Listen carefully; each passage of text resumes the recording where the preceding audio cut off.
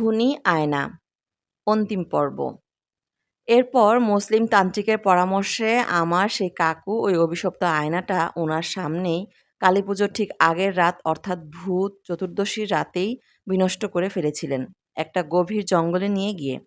কাকু জানিয়েছিলেন বিকট একটা আওয়াজ তুলে আয়নাটি ফেটে গিয়েছিল আগুন ধরানোর সাথে সাথে। কিন্তু এই ঘটনার কোনো ব্যাখ্যা কেউ আমরা পাইনি।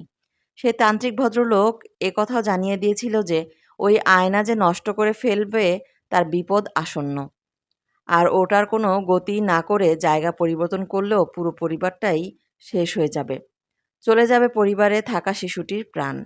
কাকু সেদিন সবটা শুনে বলেছিলেন, আমি আমার নিজের বউ বাচ্চাকে কিছুতেই এভাবে মরতে দেব না, আর আমার সাথে যা হয় হোক, নিজের এবং এরপর অন্য কোনো পরিবারকে আর ধ্বংস হতে দেব না।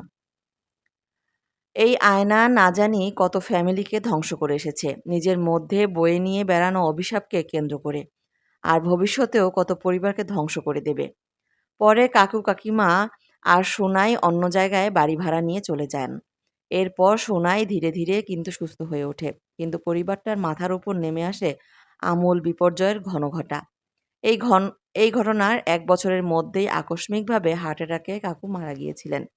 এত কিছুর পরে আজও মনে হয় এই পৃথিবীর বুকে না জানি এরকম কত কত ঘটনা প্রতিনিয়ত ঘটে চলে যায়, কোনো ব্যাখ্যা হয় না, কারণ সব অলৌকিকতার বিবরণ ভাষায় লিখে প্রকাশ করা যায় না।